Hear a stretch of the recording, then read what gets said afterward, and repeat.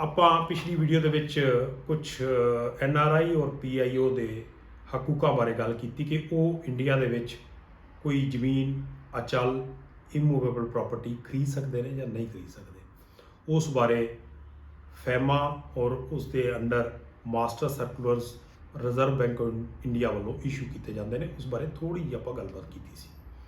ਹੁਣ ਅਗਲੀ ਗੱਲਬਾਤ ਇਹ ਹੈ ਕਿ ਕੀ PIO person of Indian origin ਕੋਈ ਇੰਡੀਅਨ ਇਮੂਵੇਬਲ ਪ੍ਰਾਪਰਟੀ ਦਾ ਗਿਫਟ ਲੈ ਸਕਦੇ ਨੇ? ਤਾਂ ਲੈ ਸਕਦੇ ਨੇ ਜਾਂ ਨਹੀਂ ਲੈ ਸਕਦੇ, ਇੱਕ ਗੱਲ।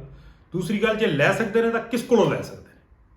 ਤੀਸਰੀ ਗੱਲ, ਕਿਹੜੀ ਜ਼ਮੀਨ ਦਾ ਉਹ ਗਿਫਟ ਲੈ ਸਕਦੇ ਨੇ? ਤਿੰਨ, ਇਸੇ ਤਰ੍ਹਾਂ ਹੀ ਜੇ ਉਹ ਕੋਈ ਪ੍ਰਾਪਰਟੀ ਇਨਹੈਰਿਟ ਕਰਨੀ ਹੋਵੇ, ਜੇ ਇੰਡੀਆ ਦੇ ਵਿੱਚ ਕੋਈ ਪ੍ਰਾਪਰਟੀ ਹੈਗੀ ਹੈ ਬਟ ਉਹ ਬੰਦਾ ਜਿਹੜਾ PIO ਹੈ ਤੇ ਉਹਨੇ ਇੰਡੀਆ ਦੀ ਪ੍ਰਾਪਰਟੀ ਨੂੰ ਇਨਹੈਰਿਟ ਕਰਨਾ ਹੈ, ਕੀ ਉਹ ਇਨਹੈਰਿਟ ਕਰ ਸਕਦਾ ਜਾਂ ਨਹੀਂ ਕਰ ਸਕਦਾ? ਜੇ ਇਨਹੈਰਿਟ ਕਰ ਸਕਦਾ ਤਾਂ ਕਿੰਨਾਂ ਦੀ ਪ੍ਰਾਪਰਟੀ ਨੂੰ ਉਹ ਇਨਹੈਰਿਟ ਕਰ ਸਕਦਾ?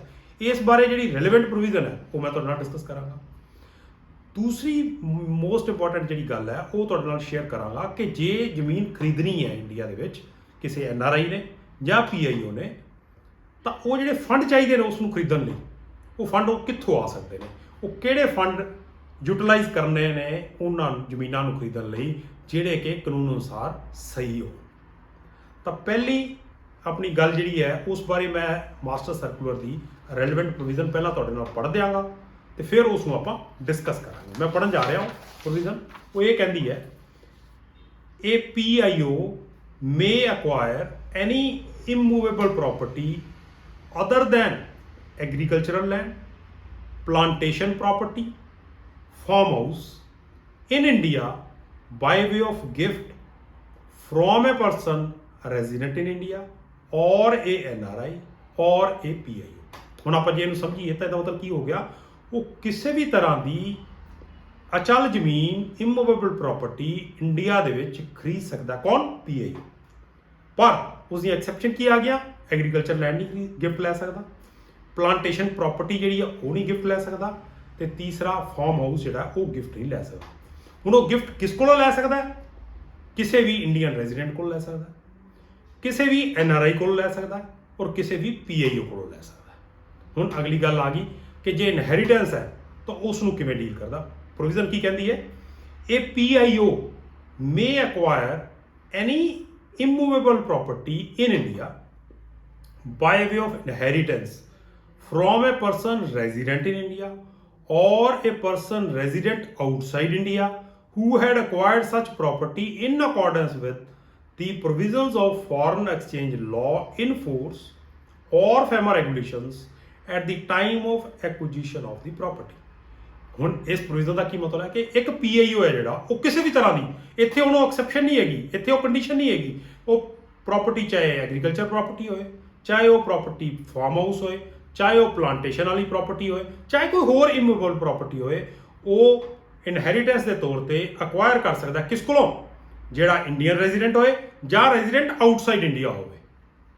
ਪਰ ਕੰਡੀਸ਼ਨ ਫਰਦਰ ਕੀ ਲੱਗ ਗਈ ਕਿ ਜਿਹੜੇ ਬੰਦੇ ਕੋਲੋਂ ਉਹਨੇ ਇਨਹੈਰਿਟ ਕਰਨੀ ਹੈ ਪ੍ਰਾਪਰਟੀ, ਉਸ ਬੰਦੇ ਨੇ ਪ੍ਰਾਪਰਟੀ ਜਿਹੜੀ ਹੈ ਕਾਨੂੰਨ ਅਨੁਸਾਰ ਅਕਵਾਇਰ ਕੀਤੀ ਹੋਵੇ।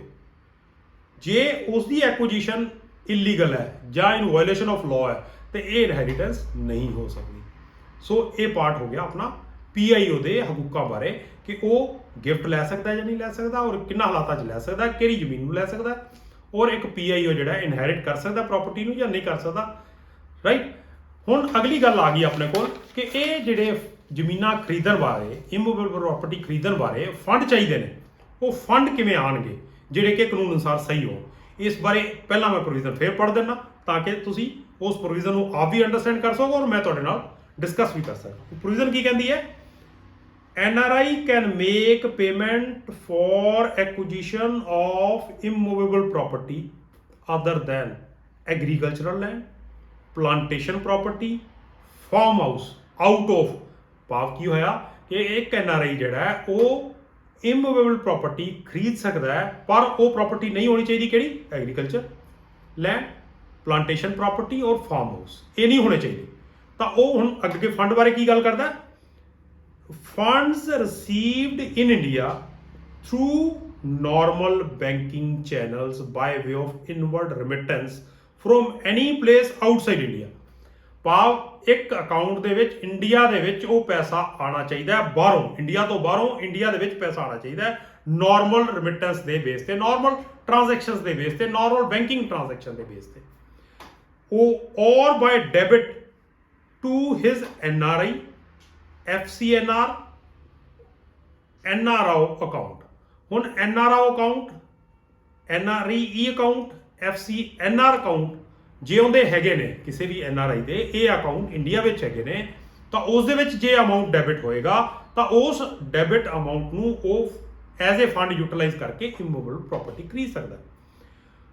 ਹੁਣ ਜੇ ਇਹ ਟ੍ਰਾਂਜੈਕਸ਼ਨਸ ਇਮੂਵੇਬਲ ਪ੍ਰਾਪਰਟੀ ਦੀਆਂ ਖਰੀਦੀਆਂ ਗਈਆਂ ਅਕੋਰਡਿੰਗ ਟੂ ਲਾਅ ਨੇ, ਤਾਂ ਉਹ ਰਿਜ਼ਰਵ ਬੈਂਕ ਵਾਸਤੇ ਕੋਈ ਉਹਨੂੰ ਰਿਜ਼ਰਵ ਬੈਂਕ ਨੂੰ ਕੋਈ ਵੀ ਇਨਫੋਰਮੇਸ਼ਨ ਜਾਂ ਡਾਕੂਮੈਂਟੇਸ਼ਨ ਦੇਣ ਦੀ ਜ਼ਰੂਰਤ ਨਹੀਂ ਹੈ। ਹੁਣ ਇਸੇ ਤਰ੍ਹਾਂ PIO ਬਾਰੇ ਵੀ, ਫੰਡਸ ਬਾਰੇ ਕੀ ਪ੍ਰੋਵੀਜ਼ਨ ਹੈ, ਉਹ ਇਹ ਹੈ ਕਿ PIO can make payment for acquisition of immovable property in India other than agricultural land, farmhouse, plantation property by way of remittance, by way of purchase out of funds received by inward remittance through normal banking channels or by the debit to his NRE, FCNR or NRO account। Meaning thereby ਕੀ ਹੋਇਆ ਕਿ PIO immovable property ਖਰੀਦ ਸਕਦਾ ਹੈ, ਔਰ ਉਹ fund ਕਿੱਥੋਂ ਆਣਗੇ, ਪਰ ਉਹ ਪ੍ਰਾਪਰਟੀ ਦੇ ਵਿੱਚ ਐਕਸੈਪਸ਼ਨ ਆ ਗਈ, ਇਮੂਵੇਬਲ ਪ੍ਰਾਪਰਟੀ ਦੇ ਵਿੱਚ ਐਕਸੈਪਸ਼ਨ ਆ ਗਈ agriculture land, plantation property and farmhouse, ਉਹਨਾਂ ਵਾਸਤੇ ਨਹੀਂ। ਤਾਂ ਉਹ ਫੰਡ ਜਿਹੜੇ ਨਾਰਮਲ ਕੋਰਸ ਦੇ ਵਿੱਚ ਹੁੰਦੇ ਆਊਟਸਾਈਡ ਇੰਡੀਆ ਤੋਂ ਇਨਸਾਈਡ ਇੰਡੀਆ ਆਣਗੇ ਉਸ ਦੇ ਅਕਾਊਂਟ ਦੇ ਵਿੱਚ, ਔਰ ਉਹ ਫੰਡ ਯੂਜ਼ ਕਰ ਸਕਦਾ, ਜਾਂ ਉਸਦਾ ਤਿੰਨ ਤਰ੍ਹਾਂ ਦਾ ਕੋਈ ਵੀ ਇੱਕ ਅਕਾਊਂਟ ਹੈ NRE FCNR ਜਾਂ NRE, ਉਹ ਅਕਾਊਂਟ ਉਹਦੇ ਇੰਡੀਆ ਵਿੱਚ ਹੈਗੇ ਨੇ, ਤੇ ਉਹਨਾਂ ਅਕਾਊਂਟ ਦੇ ਵਿੱਚ ਉਹ ਅਮਾਊਂਟ ਡੈਬਿਟ ਹੋ ਗਿਆ, ਤਾਂ ਉਹ ਡੈਬਿਟ ਹੋਣ ਤੋਂ ਬਾਅਦ ਉਹ ਅਕਾਊਂਟ ਜਿਹੜਾ ਯੂਟਿਲਾਈਜ਼ ਕਰ ਸਕਦਾ। ਹੁਣ ਦੋਨੋਂ NRI ਔਰ PIO ਦੇ ਵਿੱਚ ਕਿਹੜੇ ਫੰਡ ਨੇ ਜਿਹੜੇ ਨਹੀਂ ਯੂਟਿਲਾਈਜ਼ ਕੀਤੇ ਜਾ ਸਕਦੇ ਫॉर ਦੀ ਪਰਚੇਜ਼ ਆਫ ਸੱਚ ਇਮੂਵੇਬਲ ਪ੍ਰਾਪਰਟੀ? ਉਹ ਕਿਹੜੇ ਨੇ? ਉਹ ਹੈਗੇ ਨੇ such payments claimed or made either by transfer of traveler's check, sorry मैं दोबारा पढ़दा, such payments cannot be made either by traveler's check or by foreign currency notes or by other modes which are not specifically mentioned above। So meaning thereby NRI और PIO ਜਦੋਂ property ਖਰੀਦਣਗੇ ਤਾਂ ਉਸ ਦੇ ਲਈ ਜਿਹੜੇ ਫੰਡ ਹੋਣਗੇ ਉਹ ਨਾ ਤਾਂ ਟਰੈਵਲਰ ਚੈੱਕ ਨਾਲ ਪੇ ਕੀਤੇ ਜਾ ਸਕਦੇ ਨੇ, ਨਾ ਫੋਰਨ ਕਰੰਸੀ ਨੋਟਸ ਨਾਲ ਪੇ ਕੀਤੇ ਜਾ ਸਕਦੇ ਨੇ, ਨਾ ਹੀ ਉਸ ਕਿਸੇ ਮੋਡ ਨਾਲ ਜਿਹੜਾ ਕਿ ਇਹਨਾਂ ਕਾਨੂੰਨਾਂ ਵਿੱਚ ਪਰਮਿਟਡ ਨਹੀਂ ਹੈ। ਸੋ ਦੋ ਤਰ੍ਹਾਂ ਦੀਆਂ ਗੱਲਾਂ ਆ ਗਈਆਂ, ਇੱਕ ਕਿਹੜੇ ਫੰਡ ਯੂਟਿਲਾਈਜ਼ ਕੀਤੇ ਜਾ ਸਕਦੇ ਨੇ, ਦੂਸਰਾ ਕਿਹੜੇ ਫੰਡ ਨਹੀਂ ਯੂਟਿਲਾਈਜ਼ ਕੀਤੇ ਜਾ ਸਕਦੇ। ਤੇ ਅਗਲੀ ਵੀਡੀਓ ਦੇ ਵਿੱਚ ਮੈਂ ਤੁਹਾਡੇ ਨਾਲ ਡਿਸਕਸ ਕਰਾਂਗਾ ਕਿ ਜਦੋਂ ਪ੍ਰਾਪਰਟੀ ਉਹਨਾਂ ਨੇ ਇੰਡੀਆ ਦੇ ਵਿੱਚੋਂ ਵੇਚੀ, NRI ਨੇ ਜਾਂ PIO ਨੇ, ਤੇ ਉਹ ਫੰਡ ਜਿਹੜੇ ਨੇ ਉਹ ਬਾਹਰ ਲੈ ਕੇ ਜਾਣਾ ਚਾਹੁੰਦੇ ਨੇ, ਤਾਂ ਉਸ ਦਾ ਕੀ ਪ੍ਰੋਸੈਸ ਹੈ ਔਰ ਉਸ ਦੇ ਬਾਰੇ ਕਾਨੂੰਨ ਕੀ ਕਹਿੰਦਾ ਹੈ। Thank you very much, God bless you.